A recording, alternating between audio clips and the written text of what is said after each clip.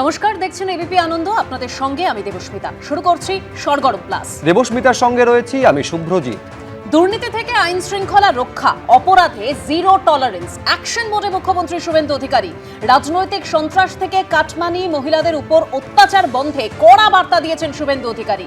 ভেঙে দিলেন police welfare board আর বলছেন যে মনিটরিং চলবে 1 মাস। 3 IPS কে সাসপেন্ড করে ওপেন করেছেন আগেই আরজিকর ফাইলস। বলেছেন পুলিশের ভূমিকা থেকে প্রাক্তন মুখ্যমন্ত্রীর ভূমিকাও খতিয়ে দেখা হবে। আর এরই মধ্যে আজ আরজিকর ইস্যুতে চাঞ্চল্যকর অভিযোগ করেছেন অভিজিৎ গঙ্গোপাধ্যায়, যা এই আলোচনার মধ্যে আপনাদের সামনে আনবো, জানিয়ে স্টুডিওয়ে প্রত্যেক অতিথির কাছে আমি আসবো। কিন্তু শুরুতে আপনাদের দেখাতে চাইবো যে আগামী সপ্তাহে রয়েছে ফলতা বিধানসভা কেন্দ্রে পুনর্নির্বাচন। তার আগে আজ ফলতায় কর্মী সভা থেকে 1 লক্ষ ব্যবধানে জয়ের টার্গেট বেঁধে দিয়েছেন শুভেন্দু অধিকারী।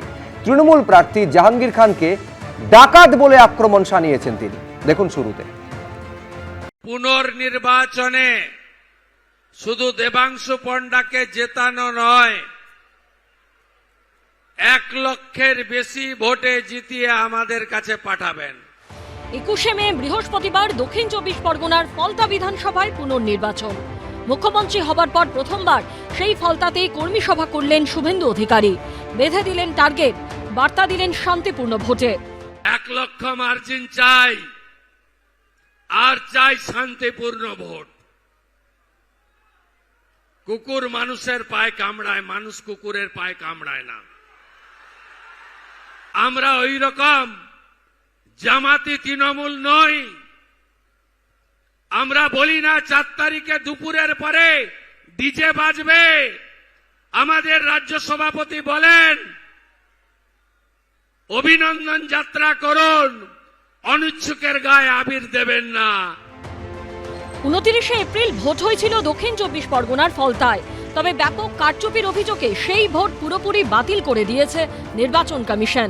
সেখানে ফের ভোট হবে বৃহস্পতিবার, যেখানে বিজেপি প্রার্থী দেবাংশু পাণ্ডা, অন্যদিকে তৃণমূলের প্রার্থী জাহাঙ্গীর খান, যার বিরুদ্ধে ভোট সন্ত্রাস, ভোট লুট, ভয় দেখানো, হুমকি, মারধর, তোলাবাজি, অনিচ্ছাকৃত খুন সহ একাধিক অভিযোগ রয়েছে। শনিবার ফলতা সভা থেকে সেই জাহাঙ্গীরের নাম শোনা গেল মুখ্যমন্ত্রীর গলায়। যত অভিযোগ করেছে সাধারণ নির্বাচনের সময় সবগুলোর বিরুদ্ধেই ব্যবস্থা হবে। সব এফআইআর হয়েছে, গুন্ডামি করতে দেব না। কোথায় পুষ্পা? কোথায় আপনি? দেখতে পাওয়া যাচ্ছে না?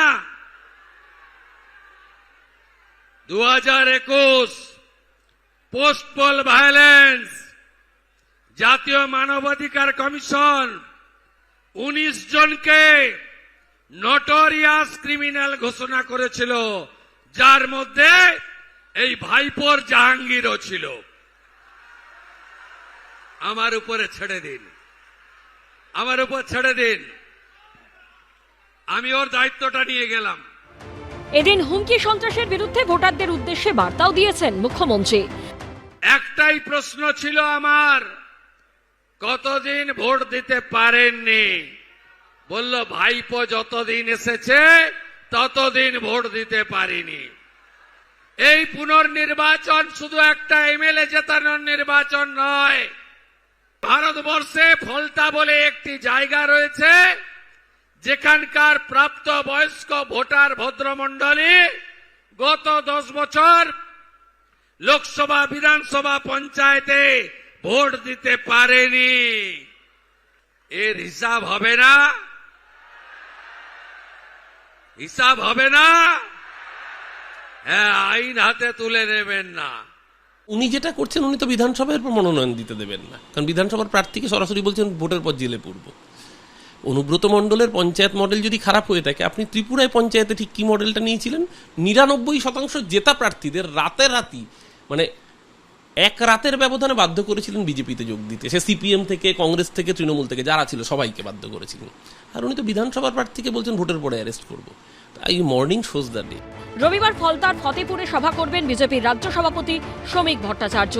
প্রচারে শেষ দিন 19শে মে। ফলতার বিভিন্ন জায়গায় রোড শো করবে রাজ্য বিজেপি নেতৃত্ব। পুনর্নির্বাচনের ফল বেরোবে 24শে মে। শিবাশিস মৌলিক, পার্থপ্রতিম ঘোষ ও অনির্বাণ বিশ্বাসের রিপোর্ট, এবিপি আনন্দ। আজকে ডায়মন্ড হারবারে প্রশাসনিক সভা করেছেন মুখ্যমন্ত্রী শুভেন্দু অধিকারী এবং তারপর তিনি ফলতাতে জনসভা করেছেন। তার বক্তব্যে একটা বিষয় একদম স্পষ্ট যে মার্জিন বেঁধে দিয়েছেন ফলতায়, টার্গেট বেঁধে দিয়েছেন কত আসনে জিততে হবে, কিন্তু সেখান থেকে তিনি এটা বলছেন যে সংযত থাকতে হবে আমাদের, অর্থাৎ বার্তাটা যে প্রথম দিন থেকে ক্লিয়ার সেটা আবারও স্পষ্ট করে দিলেন মুখ্যমন্ত্রী শুভেন্দু অধিকারী। স্বপনদা, শান্তিপূর্ণ গণতান্ত্রিক উপায়ে ভোট হবে ফলতাতে। ফলতার মানুষ দীর্ঘ 15-16 বছর কোনো ভোট দিতে পারেনি, পঞ্চায়েত নির্বাচনে দিতে পারেনি, বিধানসভায় দিতে পারেনি, লোকসভাতেও দিতে পারেনি। আজকে সেই সমস্ত মানুষরা এবার ভোট দিতে যাবেন, ভোট দেওয়াটা তাদের যে কর্তব্য সেটা তারা পালন করবেন এবং সেই মানুষের মধ্যে সাহসটা আমাদের মুখ্যমন্ত্রী, আজকের জনপ্রিয় মুখ্যমন্ত্রী, তিনি সেটা বার্তা দিয়েছেন এবং প্রকাশ্যে দিয়েছেন। এবং আপনারা সকলেই জানেন ওখানে অভিষেক ব্যানার্জির ডান হাত জাহাঙ্গীর, তার জাহাঙ্গীর বাহিনীর মাধ্যমে ফলতাতে একটা সন্ত্রাসের পরিবেশ নয়, সন্ত্রস্ত করে রেখেছিল সমস্ত মানুষকে। আজকে সেই সমস্ত মানুষ সন্ত্রাস মুক্ত হয়ে ভোট দিতে যাবে, এর চাইতে আনন্দের আর কী হতে পারে? মুখ্যমন্ত্রীর যা দায়িত্ব, মুখ্যমন্ত্রীর যা কর্তব্য সেটাই তিনি পালন করেছেন। মানুষকে সাহস দেওয়া, মানুষকে গণতান্ত্রিক পরিবেশ ফিরিয়ে দেওয়া, এটাই মুখ্যমন্ত্রী করেছেন। এর চাইতে আনন্দের তো আর কিছু হতে পারে না। একজন মানুষ বলেছিল আমি পুষ্পা ঝুঁকে নেই, এবার পুষ্পা ঝুঁকবে না, পুষ্পা এবার শুয়ে পড়বে, আর শুয়ে পড়ার পর পুষ্পার অন্যান্য সাকরেদদের মতো জেলে যাবেন, ওই সংশোধনাগারে গিয়ে তার দিন কাটাতে হবে, তার আর বাইরে থাকার উপায় থাকবে না। এটাই বার্তা ফলতার নির্বাচনে। আমি এইখানে প্রদীপ্ত মুখোপাধ্যায়ের কাছে আসবো। সবটা না দৃষ্টিভঙ্গির কিরকম ফারাক সেটাও যেন দিনের আলোর মতন স্পষ্ট হয়ে যাচ্ছে। বিজেপি নিজেদের যেমনটা দাবি করে পার্টি উইথ এ ডিফারেন্স, শুধু পার্টি উইথ এ ডিফারেন্স নয়, দুটো দলের মধ্যে দৃষ্টিভঙ্গির কিরকম ফারাক। আমি কেন বলছি, আপনারা শুনলেন এই প্রতিবেদনে শুভেন্দু অধিকারী বলছেন যে আমাদের রাজ্য সভাপতি বলেন ডিজে বাজাবো, এই কথা বলেন না। আচ্ছা, উৎসব করবেন, জয়ের উৎসব করবেন, কিন্তু অনিচ্ছুকের গায়ে আবির দেবেন না, আইন হাতে তুলে নেবেন না। তার পাশাপাশি নির্বাচনী প্রচারের সময় মমতা বন্দ্যোপাধ্যায় থেকে শুরু করে অভিষেক বন্দ্যোপাধ্যায়ের বক্তব্যগুলো রাখুন। ডিজে বাজানো হবে, রবীন্দ্রসঙ্গীতের সঙ্গে ডিজে বাজানো হবে, পোস্টার লাগিয়ে বলতে হবে আমি বিজেপি করি না 4 তারিখের পর, দিল্লির কোন বাবা তোমাকে বাঁচাতে আসে একবার দেখবো। আমি বলছি দুটোর মধ্যে পার্থক্য সমানভাবে স্পষ্ট। এই শুভেন্দু অধিকারী এবং বিজেপির এই যে নির্বাচনী প্রচারে আজকে যেটা বক্তব্য, সেখান থেকে তৃণমূলকে কিছু শিক্ষা নেবে প্রদীপ্তদা? না, আসলে সবই পোস্ট পোল কথা হচ্ছে, তো পোস্ট পোল কথা শুনতে শুনতে, যেমন পোস্ট পোল তৃণমূল না কি পোস্ট পোল বিজেপি হয়েছে, এসব শুনতে শুনতে খুব হঠাৎ করে মনে হলো আমি কি উল্টা লাটকাকার ঝুলে আছি নাকি, আমাকে কি হাওয়ায় হারিয়ে দেওয়া হয়েছে নাকি?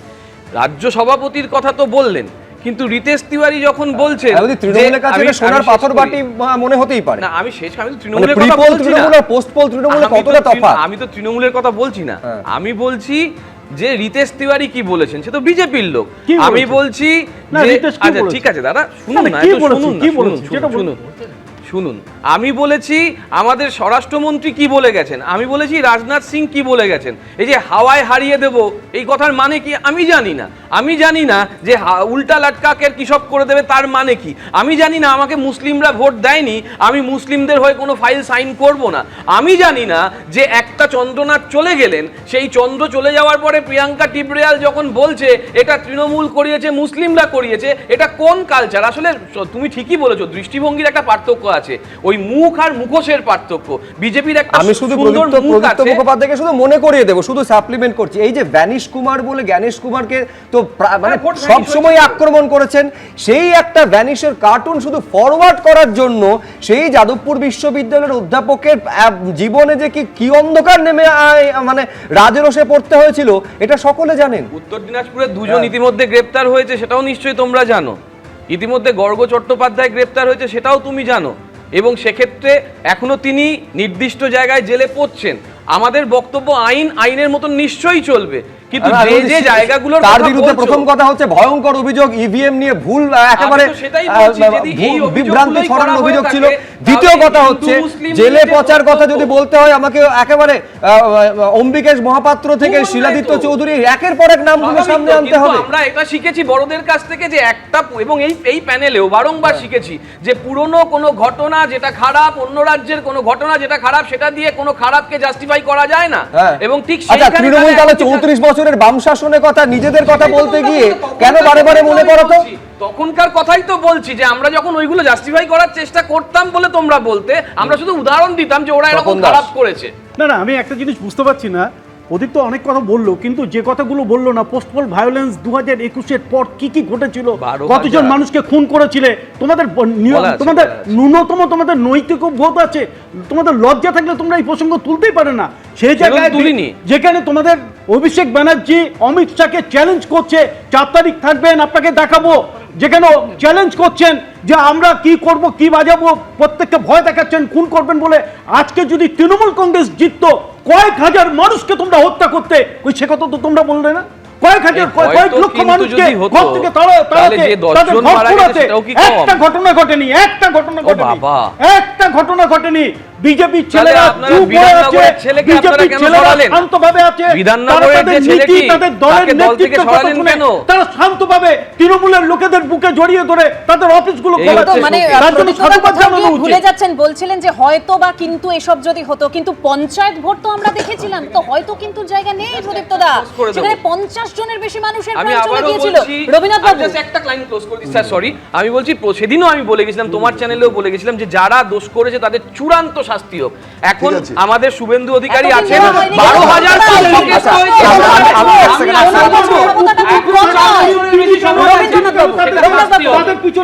আমি রবীন্দ্রনাথ ভট্টাচার্য বলার আগে সত্যি তো এটাই হওয়া উচিত, যারা দোষ করেছে তাদের চূড়ান্ত শাস্তি হোক। আমি শুধু একটা বক্তব্য মনে করিয়ে দিয়ে রবীন্দ্রনাথ ভট্টাচার্য তারপরে তার বক্তব্য বলবেন। শেখ শাহজাহানকে টার্গেট করেছে ইডি, এটা বিধানসভায় দাঁড়িয়ে কে বলেছিলেন? কোন প্রসঙ্গে বলেছিলেন? শেখ শাহজাহান কোন মহামানব? খারাপের কথা কিন্তু বলা হয়নি ওখানে। শেখ শাহজাহানকে ইডি টার্গেট করে তারপরে সন্দেশখালীতে ঢুকেছে, এটা বিধানসভায় বলেছিলেন স্বয়ং তৎকালীন মুখ্যমন্ত্রী। আমরা শুনতে চাই, ভালোগুলো বলো। একেবারে আমি বলি তালিকাটা দীর্ঘতর হয়ে যাবে। নির্বাচনী প্রচারে গিয়ে এই জ্যোতিপ্রিয় মল্লিককে বলেছিলেন আমার সরকারের বেস্ট পারফরমার, সেরা মন্ত্রী ছিল। কে বলেছিল? শওকত মোল্লাকে নিজের ডান হাত বলেছিলেন, এমনকি নিজের সিকিউরিটি উইথড্র করে শওকত মোল্লাকে দেওয়ার কথা বলেছিলেন। তালিকা বলতে গেলে না দীর্ঘতর হয়ে যাবে, 2 ঘন্টায় শেষ হবে না। এই যে সার্টিফিকেট গুলো, এইটার থেকে বোঝা যাচ্ছে যে পশ্চিমবঙ্গ কতখানি রসাতলে গেছে। এই যে একটু আগে তৃণমূলের এক মুখপাত্র একটু আগে বললেন যে জাহাঙ্গীরকে কি বলা হয়েছে, তাকে ভোটের আগে কি বলা হচ্ছে ইত্যাদি ইত্যাদি। জাহাঙ্গীরের হয়ে যে 3বারের বিধায়ক জেতা এমএলএ ইত্যাদি বলছে, এই জাহাঙ্গীরের খানের নামে যে সার্টিফিকেট দেয়, তাহলে পশ্চিমবঙ্গ কতখানি রসাতলে গেছে এটা বোঝা যায়। কিন্তু ব্যাপারটা হচ্ছে যে এই শেখ শাহজাহান, জাহাঙ্গীর, সেলিম, এই পুরো মুঘল সাম্রাজ্য নিয়ে যারা রাজনীতি করতেন এবং যারা এই গোটা বিষয়টাকে নিয়ে এমন একটা জায়গায় চলে গেছিলেন যে মানুষ সাংঘাতিকভাবে ভীত সন্ত্রস্ত থাকতো, যারা ভোট দিতে পারতো না ওই গোটা চত্বরে, তারা যদি মুক্তির হাওয়া পায় তাহলে কিন্তু আরও মারাত্মক হতে পারতো। এটা নিয়ে আমি কোনো সন্দেহ প্রকাশ করছি না। সেখানে কিন্তু এই সরকার তাদের রোধ করেছিল। আমি আমি সাধারণ মানুষের কথা বলছি, রাস্তায় ঘাটে তারা আমাকে বলেছে এই শাসনের যদি উল্টোটা ঠিক হতো, আজকে যদি তৃণমূল আসতো, রাস্তায় বাড়িতে থাকতে পারতাম না, রাস্তাঘাটে তরবারি নিয়ে ঘুরে বেড়াতো, রাস্তাঘাটে বোমা পড়তো, এই জিনিস হতো। তৃণমূল এমন জায়গায় নিয়ে গেছে রসাতলে। কিন্তু আমি সেই সব দিকে যাচ্ছি না, সেই প্রসঙ্গ অতীত। আমরা সেই অতীতকে অতীত হিসেবেই দেখি, মিউজিয়ামে রেখে দেবো। এইটা বরং সাজিয়ে রাখবো যে ভবিষ্যতের মানুষ এসে যেন দেখতে পায় যে কি কতখানি রসাতলে একটা পশ্চিমবঙ্গে পাঠানোর জন্য কোন কোন ধরনের নেতারা ছিলেন এবং তাদের কিভাবে পরিপোষণ করা হয়েছিল। আমি শুধু একটু যোগ করি আপনার সঙ্গে, অতীত থেকে তো শিক্ষা নেওয়া উচিত। যে কোনো সুস্থ সচেতন মানুষ অতীত থেকে শিক্ষা নেয়। আমি কেন বলছি, 29 তারিখে যখন ভোটটা হলো, তারপরে আপনার মনে থাকবে যে এই ফলতার যারা ভোটাররা, মহিলারা একেবারে রাস্তা অবরোধ করেছিলেন। কি কারণে রাস্তা অবরোধ করেছিলেন? যে ভোট হওয়ার পরে এই 285টা বুথে এমনভাবে হিংসা চালানো হয়েছে, বাড়িতে ঢুকে মহিলাদের বলা হয়েছে কেটে ফেলে দেওয়া হবে। এবং যারা অভিযোগ করছেন, খেয়াল করবেন, তারা বলছেন আমরা তৃণমূলকে ভোট দিয়েছি, কিন্তু তারপরেও তারা আদৌ তৃণমূলকে ভোট দিয়েছেন কিনা এই সংশয়ে জাহাঙ্গীরের অনুগামীরা তাদের বাড়িতে ঢুকে থ্রেট করেছে। আমি তারও আগের ঘটনা বলছি, ইভি মেশিনের সামনে দাঁড়িয়ে অবজারভার মানে বিজেপির কর্মী বলছেন যে এটা কি হচ্ছে, এবং গোটা চত্বরে সবাই তাকিয়ে দেখছে যে ওইখানে বসানো আছে, একটা নিউকোপ্লাস্ট বা সাদা টেপ বসানো। সেলোটেপ বসানো আছে, এবং সিসিটিভি মানে যেটা ওয়েব ক্যামেরা সেটাকে বন্ধ করে রাখা হয়েছে। এটা তো 32টা না 64টা কোন জায়গায় আমি দেখলাম কাগজে বেরিয়েছে যে ওয়েব ক্যামেরা বন্ধ করে রাখা হয়েছিল। এগুলো কি মিথ্যা কথা? এগুলো তো পরিষ্কারভাবে প্রমাণিত, আর সেই জন্যই তো ফলতায় আবার রিইলেকশন হচ্ছে। তাহলে এটা করেছিল কি? এটা কি বিজেপি কর্মীরা করেছিল, না আইএসএফ করেছিল, না সিপিএম করেছিল, নাকি কংগ্রেস করেছিল? কেউই করেছিল জাহাঙ্গীরের অনুগামীরা। তো তাদেরকে কি তোয়াজ করে করে রসগোল্লা খাওয়ানো হবে? আমি ওদিকে যাচ্ছি না, আমি এবার চ্যালেঞ্জের জায়গায় যাচ্ছি। চ্যালেঞ্জের জায়গাটা হচ্ছে এই যে যাদেরকে নিয়ে আজকে উনি করছেন, এইটা পশ্চিমবঙ্গের সরকারের কাছে মুখ্য চ্যালেঞ্জ হচ্ছে শাসনটা, গোটা রাজ্যের শাসন 50 বছর পিছিয়ে গেছে। এই শাসনে যদি শুধু করাপশন ধরতে হয়, লাখে লাখে করাপশন, এবং তাদের বাড়ি ওই যে দিলীপ মণ্ডলের বাড়ি যেমন দেখানো হলো, সেরকম প্রত্যেকটা পঞ্চায়েতের বাড়িতে গিয়ে দেখবেন পঞ্চায়েতের কর্মাধ্যক্ষ, পঞ্চায়েতের সভাপতির বাড়ি ওই রকম। তাহলে সেইটা দেখতে গেলে মানুষ চাইছে সেগুলোর থেকে মুক্তি পাক, সেইগুলো যত করাপ্ট লোক ছিল তাদেরকে ব্রট টু বুক করা হোক। কিন্তু সেটা করতে গেলে আবার উন্নয়ন ক্ষতিগ্রস্ত হবে। দেশটাকে তো উন্নয়নও করতে হবে, রাজ্যটাকে তো 12টা বাজিয়ে দিয়ে ওরা চলে গেছে। তাহলে এবার যদি আমাদেরকে আবার নতুন করে ফেরফারটি শুরু করতে হয়, তাহলে উন্নয়নের দিকে দৃষ্টি দিতে গেলে এই করাপশন এবং করাপশনে যারা করেছে তাদেরকে ধরা এবং একই সঙ্গে ব্যালেন্স করে উন্নয়নের দিকে এগিয়ে যাওয়া, এইখানেই হচ্ছে। আমি বলছি একেবারে উন্নয়নের কথা রবীন্দ্রনাথ ভট্টাচার্য বলছেন, উন্নয়ন তৃণমূলের নেতা মন্ত্রীদের কিভাবে হয়েছে একের পর এক ছবি। ঠিকই বলছিলেন যে বিষ্ণুপুরের ওই যে বিধায়কের বাড়ি দেখলে চোখ কপালে উঠে যেতে হয়, এবং সেটা একটা নয় একাধিক এরকম তার ঠিকানা আছে। এগুলো তো উন্নয়ন, ব্যক্তিগত উন্নয়ন। কিন্তু আমি এবারে সামগ্রিক উন্নয়নের পার্টে আসবো। আজকে শুভেন্দু অধিকারী নির্বাচনী প্রচারে গিয়ে বলছেন যে ফলতার জন্য স্পেশাল প্যাকেজের ব্যবস্থা তার সরকার করবে। কি বলেছেন, কোন একেবারে কোন জায়গা থেকে এই কথা বলেছেন দেখাবো মুখ্যমন্ত্রীর বক্তব্য। ফলতার জন্য স্পেশাল ডেভেলপমেন্ট প্যাকেজ হবে। বৃহস্পতিবার দক্ষিণ 24 পরগনার ফলতা বিধানসভা কেন্দ্রে পুনর্নির্বাচন হবে। তার আগে শনিবার ফলতায় দাঁড়িয়ে সেখানকার মানুষকে আশার কথা শোনালেন মুখ্যমন্ত্রী শুভেন্দু অধিকারী। তার মুখে উঠে এলো ফলতার উন্নয়নের জন্য বিশেষ প্যাকেজের কথা। আমি কথা দিয়ে গেলাম, গোটা রাজ্যে নরেন্দ্র মোদীজির নেতৃত্বে ভারতীয় জনতা পার্টি নির্বাচনে তার সংকল্পপত্রে যা যা বলেছে সেগুলো তো কার্যকর করব। অমিত শাহজি যা যা বলেছেন সেগুলো তো কার্যকর করব। সাথে ফলতার জন্য স্পেশাল ডেভেলপমেন্ট প্যাকেজ হবে। মুখ্যমন্ত্রীর এই ঘোষণার পরেই শুরু হয়েছে জল্পনা। তাহলে কি ফলতার উন্নয়নে বাড়তি নজর দিতে চলেছে রাজ্যের নতুন সরকার? পরিকাঠামো উন্নত করা হবে, নতুন করে বিনিয়োগ আসবে? কারণ বাম আমলে এই ফলতাই রাজ্যের প্রথম বিশেষ অর্থনৈতিক অঞ্চল বা এসইজেড তৈরি হয়েছিল। সেই সময় তার পোশাকি নাম ছিল ফলতা এক্সপোর্ট প্রসেসিং জোন বা ইপিজেড।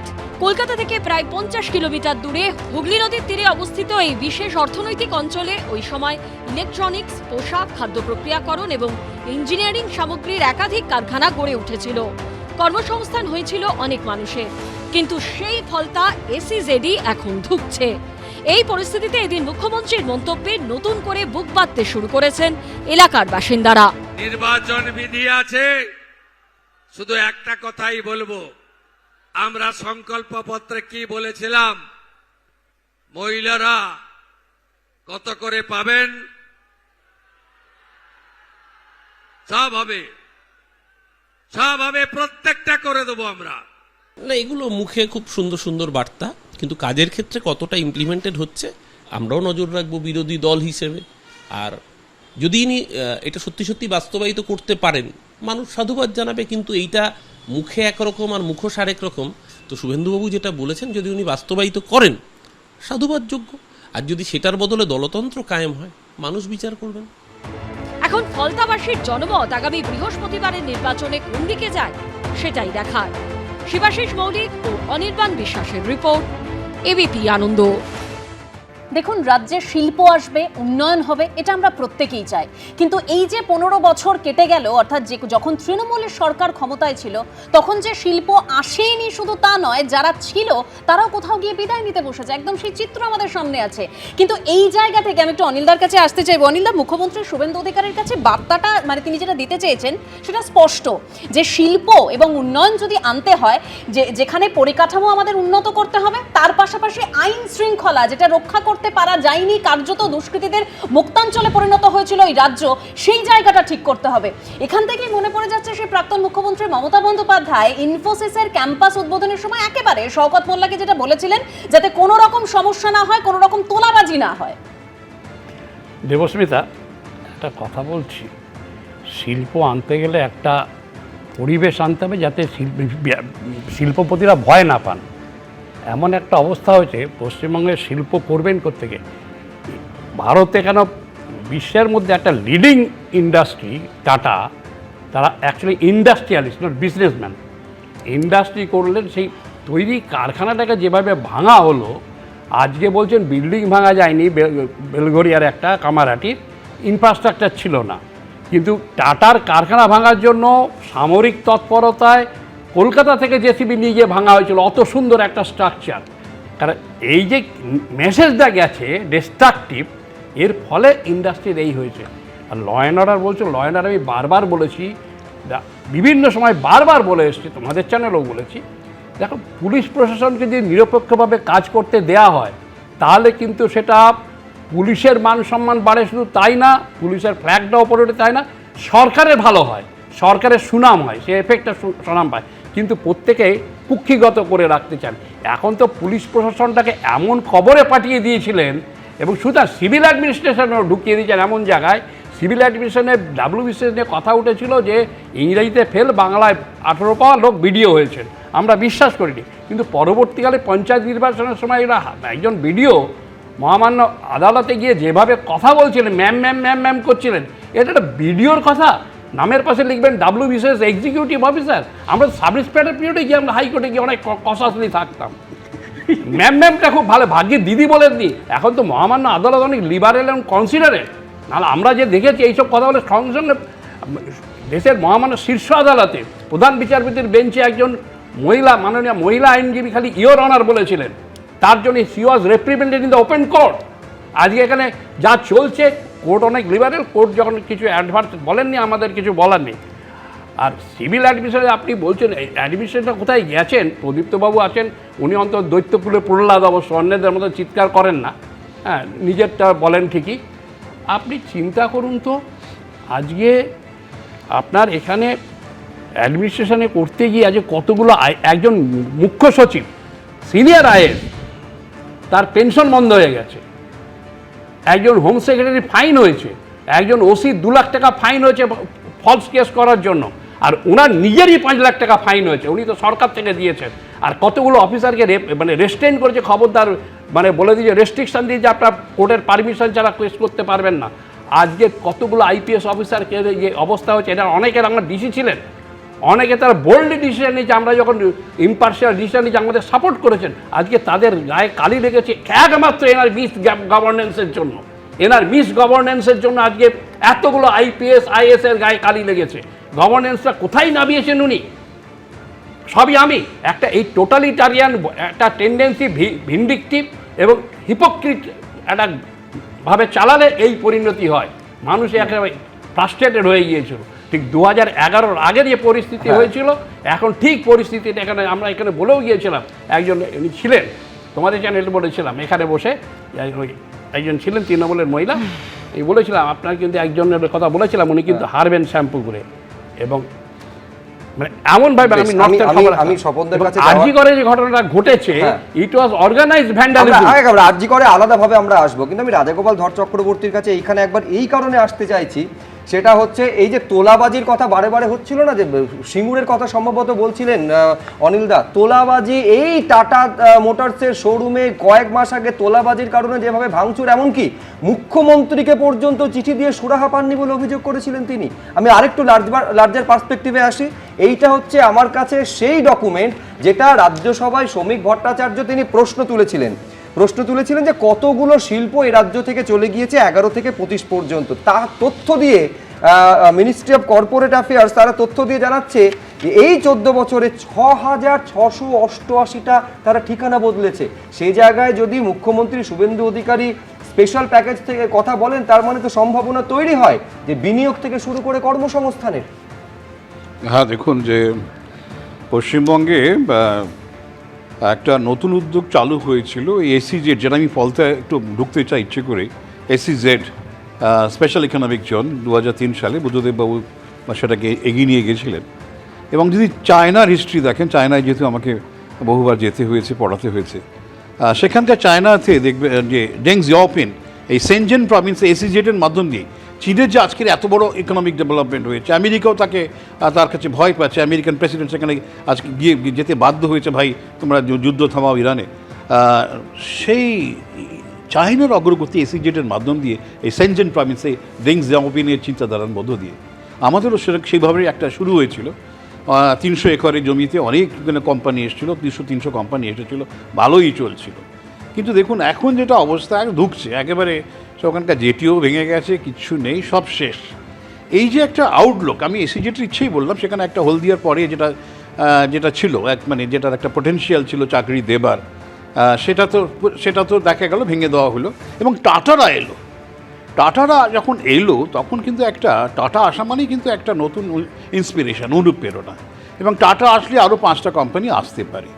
তো তাকেও আমরা যেভাবে সরিয়ে দিলাম, বুঝেছেন। এবার দেখুন ওই যখন আমাদের সিঙ্গুরে আন্দোলন হচ্ছে, যখন আমাদের নন্দীগ্রামে আন্দোলন হচ্ছে, ঠিক একই সময় উড়িষ্যার জাজপুরে কিন্তু জমি নিয়ে, ট্রাইবাল জমি নিয়ে আন্দোলন হলো। 23 জন গুলিতে মারা গেল, 23 জন, বুঝেছেন। কিন্তু জাজপুরের টাটারা কিন্তু মানুষকে বুঝিয়েছিল, সাধারণ মানুষ বুঝিয়েছিল শিল্প ছাড়া সম্ভব নয়, শিল্প গুটে চলে গেলে কে বাঁচাবে। আমাদের সেখানে কেউ বাঁচাতে, আমাদের সেখানে কেউ সেরকম অভিভাবক কেউ ছিলেন না। আজকে জাজপুরে গিয়ে দেখুন যে টাটা শিল্প কোথায় চলে গেছে, বুঝেছেন। এবং বড় বড় যে ব্লেড কোম্পানি, তারা একটা সেখানে টাটা এখান থেকে সব তৈরি হচ্ছে। এখন আমরা বিরাট সুযোগটা হারিয়েছি। এখন যাই হোক, যেটা প্রশ্ন এখন হচ্ছে যে আমাদের যে বড় বড় কথা বললে তো হবে না, আমাদেরকে চাকরি দিতেই হবে। ফার্স্ট যেটা রবীন্দ্রনাথবাবু খুব সুন্দর করে ব্যাখ্যা করছিলেন যে মানুষের স্বপ্ন যেখানে এসে তৈরি হয়েছে, সেই স্বপ্নটা একেবারে ওই খালি 2-4টে বুলডোজার দিলে হবে না। হ্যাঁ, বুলডোজার অধিকাংশ বাড়ি পশ্চিমবঙ্গের সব বোধহয় নিয়ম মেনে হয়, সব বাড়ি ভাঙতে হয়, বা যদি দুর্নীতি ধরতে হয় কোটি কোটি মানুষকে ধরতে হয়, এটা উনি বলতে চাইছেন। কিন্তু মানুষ যেটা চাইছে যে চাকরি সম্বন্ধে তুমি কী করছে, এক্ষুনি তোমার চাকরি করার ব্যাপারে একটা চিন্তা ভাবনা, নতুন বিনিয়োগ যাতে আসে। সরকারি চাকরি তো সম্ভব নয়, কিন্তু কী করে আমি নতুন মানে বিনিয়োগ আনতে পারি, সেই প্রচেষ্টা যদি ফার্স্ট দিন থেকে যদি থাকে, তাহলে কিন্তু একটা মানে নতুন বাংলার স্বপ্ন কিন্তু তৈরি হবে। যেটা কিন্তু অনেক যেটা হারিয়ে গেছে, 6000 কোম্পানি চলে গেছে। কেন তারা দেখছি যে পশ্চিমবঙ্গে বিনিয়োগ করে যা অবস্থা, যে রিটার্ন আমায় আসবে, আমি যে টাকাটা পশ্চিমবঙ্গে বিনিয়োগ করছি তাতে রিটার্ন যা আসছে অন্য জায়গায় করলে অনেক বেশি রিটার্ন আসে। এখানে হচ্ছে যে সবচেয়ে বড় যেটা হচ্ছে এক্সটর্শনটা দেখুন চায়নাও তো আছে, মানে এই যে আপনি যদি দেখেন এই সব জায়গায়, কিন্তু আফ্রিকান এক্সটর্শন আর চাইনিজ এক্সটর্শনটা ডিফারেন্ট। আফ্রিকাতে যদি দেখেন সেখানে কোনো কি আজকের এক নেতা এসে বলছে এই দিতে হবে, আরেকজন হচ্ছে আরেকটা কথা বলছে। কিন্তু চায়নায় সব কিছু রেটেড, সব কিছু আপনাকে কত টাকা দিতে হবে সবাই জানে। কিন্তু পশ্চিমবঙ্গে তৃণমূল শাসনে আফ্রিকান কারাপশন এসে হাজির হয়ে গেছে।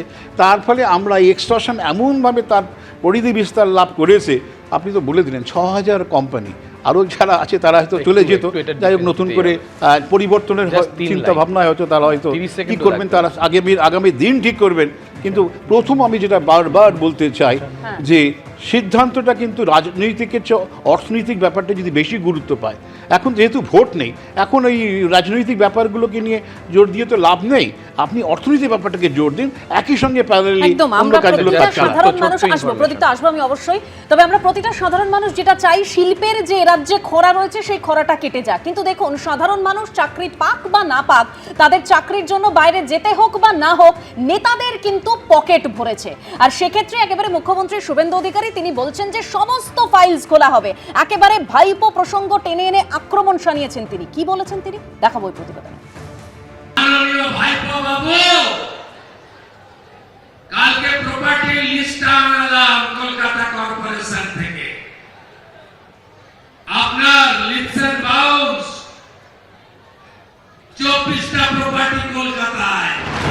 বিগত কয়েক বছরে তৃণমূলের দুর্গ হয়ে উঠেছিল দক্ষিণ 24 পরগনা, কিন্তু এবারের বিধানসভা নির্বাচনে সেখানে থাবা বসিয়েছে বিজেপি। ফলতা বাদ দিয়ে 30টি কেন্দ্রের মধ্যে 10টিতে জিতেছে বিজেপি।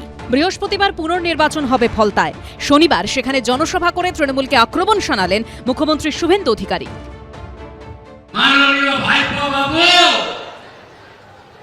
কালকে প্রপার্টি লিস্ট আনলাম কলকাতা কর্পোরেশন থেকে।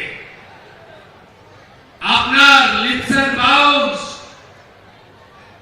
24টা প্রপার্টি কলকাতায়, আমতলায় প্রাসাদের মতো অফিস, হাইকোর পিএ ডাইরেকশনে কারা কারা ফলতা ডায়মন্ড দক্ষিণ 24 পরগনায় অত্যাচার করেছেন নাগরিকদের, বিজেপি কর্মীদের, অন্য দলের নেতা কর্মীদের, এমনকি তৃণমূলের কিছু কিছু লোককে তাদের কার নির্দেশে করেছেন, আমি শুভেন্দু অধিকারী সব বের করব। সেদিন দেখতে পাবেন আগের সরকারের কুকীর্তি, আগের সরকারের মাথারা কত দূর পর্যন্ত নিচে নেমেছে। যদি সম্পত্তির তালিকা থাকে দিক না, এনফোর্সমেন্ট ডিরেক্টর, ওদের হাতে তো সব এজেন্সি আছে, জয়েশার সম্পত্তির হিসেবে ইডির কাছে থাকবে, সেসব প্রশ্ন নয়, রাজনীতিতে বলতে হয়। তৃণমূল ভোট পরবর্তী হিংসার যে অভিযোগ তুলছে, এদিন তারও পাল্টা জবাব দিলেন মুখ্যমন্ত্রী। কতজন ঘর ছাড়া আছে দেখান না আমাকে, কি করেছেন আপনারা? আমরা জানি না পুলিশকে ব্যবহার করে এই গুন্ডারা কি করেছে, আমরা জানি না। 3রা ডিসেম্বর 2023 বটুগঞ্জে আমার সবাই আসা লোকগুলোকে কিভাবে মেরেছেন আমি ভুলে যাইনি। পৃথিবীটা গোল,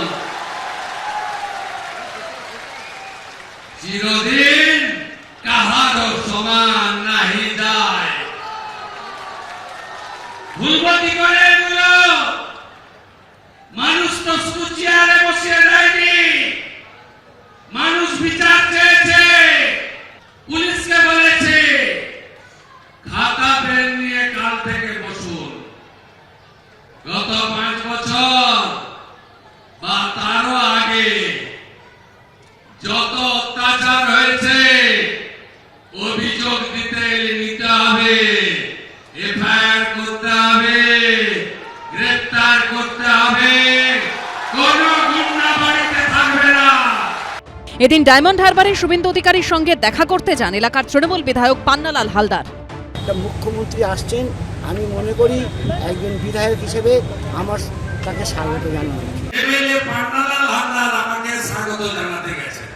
সারা রাজ্যে ভোট মিটে গেছে, নতুন সরকার গঠন হয়েছে, তবে সামনের সপ্তাহে ফের ভোটের লাইনে দাঁড়াবেন ফলতাবাসী। শিবাশিস মৌলিক, গৌতম মণ্ডল ও পার্থপ্রতিম ঘোষের রিপোর্ট, এবিপি আনন্দ। আমি এখান থেকে স্বপনদার কাছে যাব। ভয়মুক্ত পরিবেশ তৈরি হবে এ রাজ্যে, সে জায়গায় আশা ভরসা জাগিয়ে একদম বিজেপি ক্ষমতায় এসেছে। এবং আজকে মুখ্যমন্ত্রী শুভেন্দু অধিকারী যে বক্তব্য রেখেছেন তার থেকে আরও একবার স্পষ্ট যে দুর্নীতিতে একদম 0 টলারেন্স, অর্থাৎ যারা দুর্নীতি করেছে তাদেরকে যেরকম ছাড়া হবে না, সেরকমই দুর্নীতির ধামাচাপা দেওয়ার জন্য যারা কাজ করেছে তাদেরকেও ছাড়া হবে না। বার্তাটা একদম ক্লিয়ার। সরকারের দৃষ্টিভঙ্গি 0 টলারেন্স, এবং মানুষের যদি বিশ্বাস ফিরিয়ে আনতে হয়, আস্থা আনতে হয়, এবং বিনিয়োগ করার জন্য যারা বিনিয়োগ করবেন সেই সব বিনিয়োগকারীদের মধ্যে যদি এই ভরসা না জোগাতে পারেন যে পশ্চিমবাংলায় এখন বিনিয়োগের পরিবেশ হয়েছে, এখানে জমি অধিগ্রহণ করা বা জমি কেনার সময় এই দালালদের দালালি দিতে হবে না, তোলাবাজদের তোলা দিতে হবে না, কনস্ট্রাকশন করতে গেলে তাকে তাদেরই মাল নিতে হবে, বেশি দামে নিতে হবে, তারপর তাদের ভয় হুমকির জন্য তাদেরকে পয়সা দিতে হবে, এই সমস্ত জিনিসগুলো যদি বন্ধ হয় তাহলে বহু মানুষ আসবে যে হ্যাঁ এখানে বিনিয়োগ করি। বিনিয়োগ করার জন্য এখন মানুষ তৈরি হচ্ছে। আমি একটা ছোট্ট উদাহরণ দিই। আমি আজকে সল্টলেক অফিস থেকে আমার বাড়ি ফিরছিলাম, ইচ্ছে হলো যে এবার পার্ক সার্কাসের উপর দিয়ে যাই, যে ওইখানেই তো সবচেয়ে বেশি ওই হেলমেট পরার জন্য ধরেছে। আমি একটা লোককে পাইনি যে মাথায় হেলমেট নেই, প্রত্যেকটা মানুষ হেলমেট পরে যাচ্ছে। মানুষকে অভ্যাসের যদি করানো যায় যে ভাই এটা তোমাকে নিয়ম মানতে হবে, আজকে তোমাকে বিনিয়োগ করার জন্য মানুষের যদি এই আস্থা ফেরাতে হয়, এইগুলো তো বন্ধ করতে হবে। নিউ টাউনের মতো একটা জায়গাতে প্রত্যেকে যদি খবর নেন, আপনারা জানবেন সারা কলকাতাতে কনস্ট্রাকশন করার জন্য যে কস্ট, নিউ টাউনে অলমোস্ট 1000 টাকা বেশি পার স্কোয়ার ফিটে।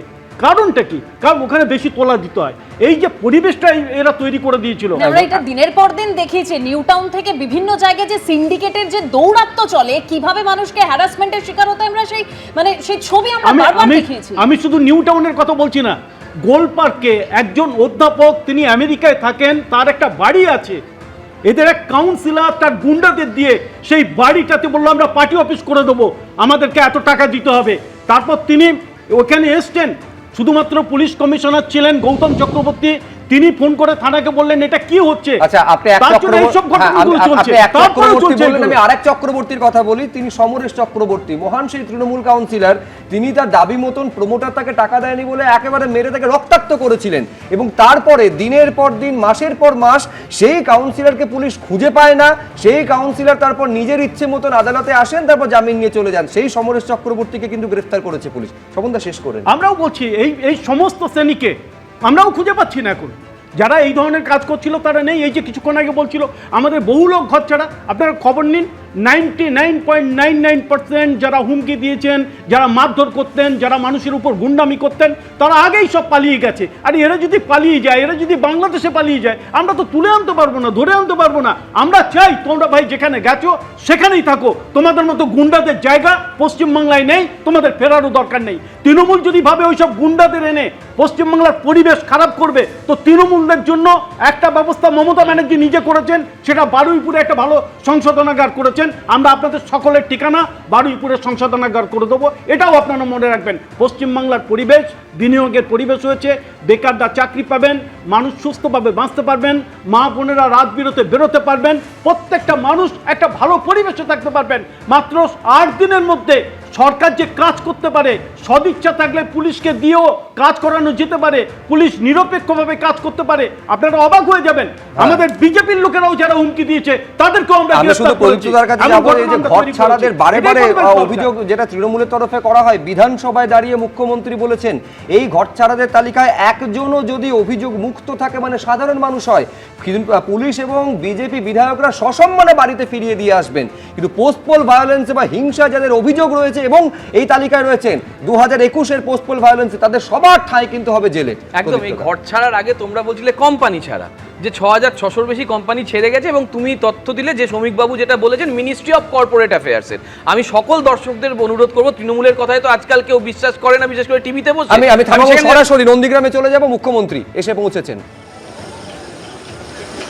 মুখ্যমন্ত্রী শুভেন্দু অধিকারী তিনি এসে পৌঁছেছেন। আপনারা জানেন যে ভবানীপুরের বিধায়ক হিসেবে শপথ নিয়েছেন, নন্দীগ্রামের বিধায়ক থেকে ইস্তফা দিয়েছেন তিনি। ফলে স্বাভাবিকভাবেই নন্দীগ্রামে উপনির্বাচন হবে এবং তা নিয়ে আলোচনা হতে পারে আজকে এই রুদ্ধদ্বার বৈঠকে বলে মনে করা হচ্ছে। এবং অবশ্যই পরবর্তী বিজেপি প্রার্থী এই নন্দীগ্রাম বিধানসভা থেকে কে হবেন তা নিয়েও একটা আলোচনা চলতে পারে। গুরুত্বপূর্ণ হচ্ছে মুখ্যমন্ত্রী শুভেন্দু অধিকারী এটা আগেই স্পষ্ট করে দিয়েছেন, নন্দীগ্রাম থেকে ইস্তফা দিলেও নন্দীগ্রামবাসীকে এটা তিনি বুঝতে দেবেন না যে তিনি সেখানকার বিধায়ক নন। ফলে পরবর্তী যে বাইপোল বা উপনির্বাচন হবে সেখানে বিজেপির তরফে কাকে দাঁড় করানো হবে তা নিয়ে আজকে বৈঠকে আলোচনা হতে পারে বলে মনে করা হচ্ছে। রুদ্ধদ্বার সেই বৈঠক হবে। হ্যাঁ, আমি যেটা বলছিলাম, এই কোম্পানি ছাড়াদের তথ্য এটা আপনারা মিনিস্ট্রি অফ কর্পোরেট অ্যাফেয়ার্সের ওয়েবসাইটেই চলে যান, যেখান থেকে এই তথ্যটা 6600 পেয়েছেন।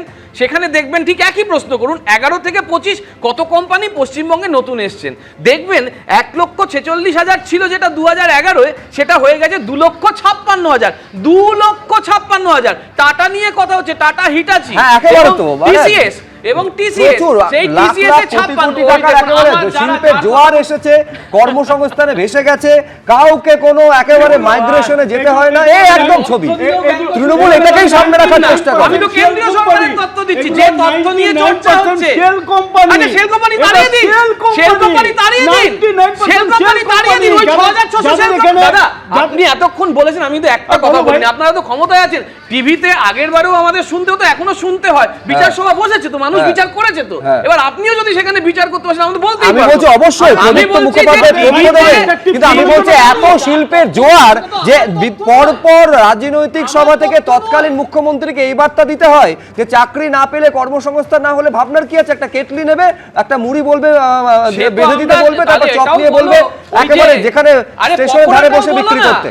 আমি বলছি এইরকম একটা পরিস্থিতি আমরা খুব খুশি হতাম, বিশ্বাস করুন, যদি এখানে শিল্পের জোয়ার হতো। ভাবনা চিন্তার কোনো জায়গা ছিল না, কিন্তু বাস্তবে ছবিটা কি এইরকম, রাজ্যবাসী কিন্তু সেটা প্রতিদিন টের পাচ্ছেন। যখন মিনিস্ট্রি অফ কর্পোরেট অ্যাফেয়ার্স এর তথ্য দিচ্ছি, তখন ব্যঙ্গ করার কি আছে আমি বুঝতে পারছি না। টিসিএস যখন 56,000 চাকরি দিচ্ছে, এই তথ্য যখন তারা দিচ্ছে, তখন ব্যঙ্গ করার কি আছে আমি জানি না। সেক্টর 5 এ 2011 কি ছিল, তখন তোমাদের ক্যামেরা সেখানে গিয়েছিল, সেই ভিডিও দেখাও আর এখন ভিডিও দেখাও, তাহলে বুঝতে পারবে। ঠিক আছে, বলছি সেই সেক্টর 5 এ যখন ইনফোসিসের সেকেন্ড ক্যাম্পাস তৈরি হয়, তখন আলাদা করে শওকত মোল্লাকে বলতে হয় এখানে যেন কোনো তোলাবাজি না হয়, সেটা যেন শওকত মোল্লা দেখে। বাস্তব পরিস্থিতি এটাই। সমস্যা হচ্ছে কি জানেন তো, আমি রবীন্দ্রনাথ ভট্টাচার্যের কাছে যাব, আমি বলছি এইটা হচ্ছে বাস্তব সমস্যা, যে সমস্যাটাকে তৃণমূল মানতে চায় না। ঠিক যেভাবে মানুষের রায়কে তৃণমূল মানতে চায় না, এ রাজ্যে শিল্পের খরাটাকে তৃণমূল কংগ্রেস মানতে চায় না। রবীন্দ্রনাথ ভট্টাচার্য আরে স্পঞ্জ আয়রনের সঙ্গে স্টিল ফ্যাক্টরি তুলনা করবেন না। স্পঞ্জ আয়রন দূষণ ছড়ায়, বোঝার জানার চেষ্টা করুন একটু। 6,688 আমি বলছি শিল্পের জন্য রাখা জমি। আমি আবার বলছি শিল্পে তো এই রাজ্যে জোয়ার এসেছে, বারে বারে প্রদীপ্ত মুখোপাধ্যায় বলছেন। আমি আবার বলছি শিল্পের জন্য জমি রাখা ছিল, সেখানে কি হয়েছে, মহাকাল মন্দিরে শিলান্যাস হয়েছে, শিল্প ভিত্তিপ্রস্তর স্থাপন হয়েছে। রবীন্দ্রনাথ ভট্টাচার্য আমরা ফেডারেল প্রদীপ্ত, এবার আমাকে বলতে দাও। কয়েকটা কোম্পানি ছিল, যুক্তরাষ্ট্র সুদীপ্ত গুহর কোম্পানি আছে আমাদের, যুক্তরাষ্ট্র কোম্পানি, আমরা যুক্তরাষ্ট্র একটা ব্যবস্থায় আছি তো, এখানে রাজ্য সরকার যদি কোনো তথ্য দেয়, সেই তথ্যটাকে গৃহীত হয়। 6,688 যে কোম্পানি ছেড়ে গেছে, তাদের রেজিস্ট্রেশন বাতিল করে তারা যখনই যাচ্ছে তখনই তারা সেটা জানতে পারছে কর্পোরেট অ্যাফেয়ার্স, যে তাদের তথ্য রাজ্য সরকার দিয়েছে বলে আমার ধারণা রয়েছে। 2,46,000 যে 2 লক্ষ কেন, 5,46,000 যদি দিয়ে দিত, তাই কর্পোরেট অ্যাফেয়ার্স গ্রহণ করবে। কর্পোরেট অ্যাফেয়ার্স কি নিজে চেক করে করে বেরোবে যে কটা রেজিস্ট্রেশন হয়েছে এবং কত কম টাকা ইনভেস্টেড হয়েছে? তারা যদি দেখিয়ে দেয় এই মৌগুলোকে 5,63,000 কোটি টাকার এবার এসছে, কোথাও এসছে 5,63,000, 6,55,000 কোটি প্রত্যেক বছর বিশ্ব বঙ্গ সম্মেলন বলে, শিল্প সম্মেলন বলে কি একটা সম্মেলন হতো, তাতে কোটি কোটি টাকার হিসাব শুনতাম, এবং সেই হিসাব শোনার পরে সেই টাকার কোনোদিন মৌগুলো মৌ হয়ে পড়ে থাকতো, তার কোনোদিন আজ পর্যন্ত কোনো হিসাব আমরা পেতাম না। এখন এই মৌগুলোকে যদি কেউ দেখিয়ে দেয় যে 2,46,000 কোটি টাকা আমরা পেয়েছি, কর্পোরেট অ্যাফেয়ার্স তাই নেবে। সরকার যেটা দেবে, সরকারের ওই খাতাতে এসে সৌরভ গাঙ্গুলি যদি বলেন আমি একটা কোম্পানি খুলছি, সেটা কর্পোরেট অ্যাফেয়ার্স সেটাই অ্যাকসেপ্ট করবেন। খোলা হয়েছে? সেটা কি খোলা হয়েছে? হয়নি তো। এই ধরনের জিনিস, ঘটনা কন্টিনিউয়াস ঘটে গেছে। পশ্চিমবঙ্গের সঙ্গে তঞ্চকতা হয়েছে, প্রত্যেকটা ক্ষেত্রে যে কথা বলা হয়েছে সেগুলো হয়নি। আর সাধারণ মানুষকে বোঝানো হয়েছে যে এত এত লক্ষ লক্ষ কোটি টাকার, লক্ষ লক্ষ কোটি টাকা হয়েছে। যে যে তৃণমূলের যে পঞ্চায়েত থেকে আরম্ভ করে কর্পোরেশন, কাউন্সিলর এবং এমএলএ, তাদের ঘরে ঘরে বাথরুম থেকে আরম্ভ করে ওই চেকোস্লোভাকিয়ায় যেমন হয়েছিল সোনার বাথটাব হয়েছে। যে ছবিটা আমরা রবীন্দ্রবাবু এই মুহূর্তে দেখাচ্ছি বিষ্ণুপুরের সেই বিধায়কের বাড়ি, সামান্য নিজের জন্য একটুখানি রেখে বাকিটা জনগণের মধ্যে বিলিয়ে দিলে এই ছবি দেখা যায়। কিন্তু প্রশ্নটা হচ্ছে যে মুখ্যমন্ত্রী যখন বলছেন এটা ধারাবাহিকতা রাখতে পারবেন কিনা, অর্থাৎ উনি যখন বলছেন, মূলত উনি বলছেন আইনের শাসন প্রতিষ্ঠা করবেন। আইনের শাসন প্রতিষ্ঠা করতে গেলে আগে যারা করাপ্ট ছিল বা যাদের বিরুদ্ধে বিভিন্ন ধরনের এফআইআর হয়েছে বা হয়নি, নতুন করে আমরা বুঝতে পারছি যাদের কোনোভাবে, দিলীপ মণ্ডল, তার বিরুদ্ধে কি কিছু এফআইআর হয়েছিল? সে তো পালিয়ে বেড়াচ্ছে, দরজার জানলা দিয়ে টুক করে বেরিয়ে পালিয়ে গেল, চশমা না পরে, চটি না পরে বেরিয়ে চলে গেল, তো তাকে আর খুঁজেই পাওয়া যাচ্ছে। একটা এমএলএ সে বদলে উনি পালিয়ে, এই লোকগুলোকে ধারাবাহিকভাবে ধরা এইটা হচ্ছে একটা বিরাট চ্যালেঞ্জ। এবং দ্বিতীয় চ্যালেঞ্জ হচ্ছে মাথা পর্যন্ত পৌঁছতে পারবে কিনা। এই ছোট ছোট মাথা লোককে ধরে শুধু হবে না, একবারে মাথায় যেতে হবে, যে মাথা নিয়ে আমরা দিনের পর দিন রাজ্য প্রত্যেকটা কেন্দ্র করাপশনের ক্ষেত্রে, দুর্নীতির ক্ষেত্রে, রেপ থেকে আরম্ভ করে সিন্ডিকেট কাটমানি পর্যন্ত যে দুর্নীতি নিয়ে আমরা আলোচনা করছি, সেই দুর্নীতিগুলোর মাথা পর্যন্ত কিন্তু আগের সরকার পৌঁছাতে দেয়নি। এই সরকার সেই পারবে কি? মানুষের তখনই বিশ্বাস আসবে সরকারের প্রতি, শাসনের প্রতি, আইনের প্রতি। এই বিশ্বাস তখনই ফিরবে যখন তারা দেখছে মাথা পর্যন্ত পৌঁছতে পারছে, ধারাবাহিকভাবে এই তদন্তগুলো চালু থাকছে, আইনের শাসন প্রতিষ্ঠা হচ্ছে। একদিন দুদিনের ব্যাপার নয়, সারা বছর, 5 বছর এই সরকার থাকবে। আমরা আশা করব যেন সারা এই যে 5 বছরের যে টার্মের জন্য তারা এলেন, প্রত্যেকটা মানুষের, সাধারণ মানুষের মুখের যে চওড়া হাসি, সেই চওড়া হাসি যেন 5 বছরের শেষেও তাদের মুখে থাকে। একদম, মানে আমি এখান থেকে রবীন্দ্রনাথকে একটু বিরত করছি। কিছুক্ষণ আগে প্রদীপ্তদা যেটা বলছিলেন যে আমরা যখন ক্ষমতায় ছিলাম তখনও আমাদের টিভিতে এসে কথা শুনতে হতো, এখনো শুনতে হয়। শুনতে কেন হয় বলো তো? এই যে 15 বছর ধরে মানুষ যে ভরসাটা রেখেছিল তোমাদের উপর, সেই ভরসাটা কোথাও গিয়ে পূরণ হয়নি। দুর্নীতি হয়েছে, তোলাবাজি হয়েছে, সিন্ডিকেট, একেবারে নাজেহাল অবস্থা হয়েছিল সাধারণ মানুষের। কোথাও গিয়ে সেই আশ্বাস, ভরসাটা বিজেপির উপর মানুষ রেখেছে এবং বিজেপিকে ক্ষমতা এনেছে। এবং তারপর একদম আমরা কি দেখতে পাচ্ছি প্রদীপ, একদম সামনে ক্লিয়ার যে মুখ্যমন্ত্রী শুভেন্দু অধিকারী একের পর এক কড়া বার্তা দিয়ে চলেছেন। প্রশাসনিক বৈঠক থেকেও সেরকমই কড়া বার্তা দিয়েছেন তিনি। এবং তিনি যেটা বলছেন যে এতদিন শাসকের আইন ছিল, এবার আইনের শাসন চালু হয়েছে। দেখুন, এতদিন শাসকের আইন ছিল, এবারে আইনের শাসন চালু হয়েছে, আপনারা আইন মেনে কাজ করুন। শপথ গ্রহণের পর থেকেই অ্যাকশন মোডে মুখ্যমন্ত্রী শুভেন্দু অধিকারী। বেআইনি কোনো কাজকর্মের অভিযোগ পাওয়া মাত্রই পদক্ষেপ করছে তার পুলিশ ও প্রশাসন। শনিবার ডায়মন্ড হারবারে জেলার প্রথম প্রশাসনিক বৈঠক থেকে ফের কড়া বার্তা দিলেন মুখ্যমন্ত্রী। তোলাবাজির দিন যে শেষ তা স্পষ্ট বুঝিয়ে দিলেন তিনি। আজ থেকে অটো, টোটো, হকার, এদের কাছ থেকে কোনো তোলা, সিন্ডিকেট কেউ তুলবেন না। কোনো অবৈধ টোল, হকারদের কাছে কালেকশন, সাফাই কালেকশন ইত্যাদি বৈধ রসিদ ছাড়া কেউ তুলবেন না। কেউ যদি টাকা চাইতে আসে, আপনারা সোজা থানায় যাবেন, থানা আপনাদের প্রোটেকশন দেবে। সূত্রের খবর, সোমবার নবান্ন সভাঘরে পুলিশের শীর্ষ কর্তাদের সঙ্গে বৈঠকে মুখ্যমন্ত্রী বলেছিলেন, আইনের শাসন প্রতিষ্ঠা করতে হবে, আইন মেনে চলুন, আইনের আওতায় থেকে কাজ করুন।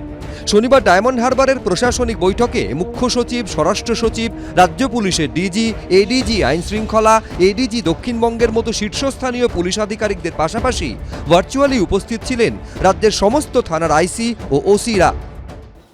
বিএনএস এর অন্তর্গত পুলিশ চলবে, ইটস এ ডিসিপ্লিন অর্গানাইজেশন।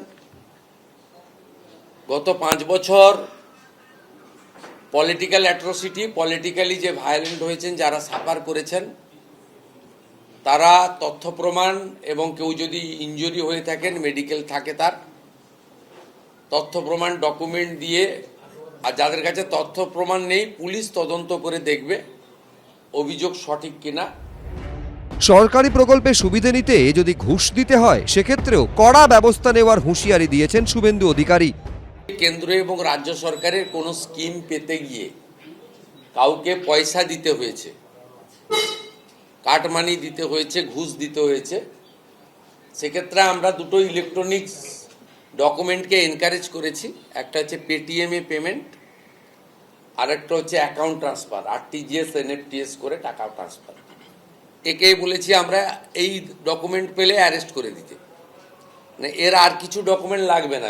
শাসকের আইন না, আইনের শাসন, অর্থাৎ যেটা আইন in accordance with the law, ঠিক সেটুকুই করতে হবে। যে 4টে স্তম্ভের উপরে অ্যাডমিনিস্ট্রেশন দাঁড়িয়ে আছে, একটা হচ্ছে স্বচ্ছতা, একটা হচ্ছে নিরপেক্ষতা, একটা হচ্ছে লিগাল, যা অর্ডার শুড বি লিগাল, যা কাজ হবে লিগাল, এবং জাস্ট ঘটনাটা হবে জাস্ট, মানে কোনো মিথ্যে ঘটনা দিয়ে প্রবঞ্চিত করা যাবে না পাবলিককে। সুতরাং এই প্রত্যেকটা জিনিস যেগুলো আমাদের মাননীয় মুখ্যমন্ত্রী, বর্তমান মুখ্যমন্ত্রী যেটা করছেন, সেটা নিঃসন্দেহে প্রশংসার যোগ্য এবং এটা করা দরকার আছে বলে আমি মনে করি। এদিকে মুখ্যমন্ত্রীর বার্তার দিনই মালদার কালিয়াচকের চৌরঙ্গি মোড়ে টোটো স্ট্যান্ডে তোলাবাজির অভিযোগে এক তৃণমূল নেতাকে গ্রেফতার করল পুলিশ। কোচবিহারের দিনহাটার পুটিমারি 1 নম্বর গ্রাম পঞ্চায়েতের উপপ্রধান ও তৃণমূল নেতার বিরুদ্ধে সরকারি আবাস যোজনায় ঘর প্রাপকদের থেকে কাটমানি নেওয়ার অভিযোগে বাড়ির সামনে বিক্ষোভ দেখান স্থানীয়রা।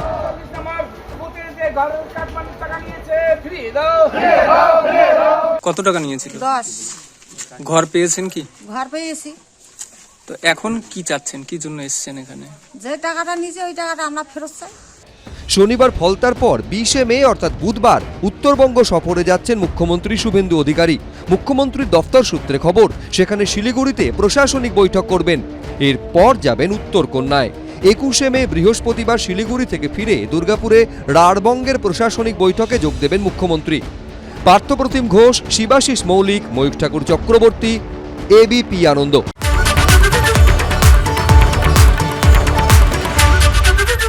এবিপি আনন্দ, এগিয়ে থাকে, এগিয়ে রাখে।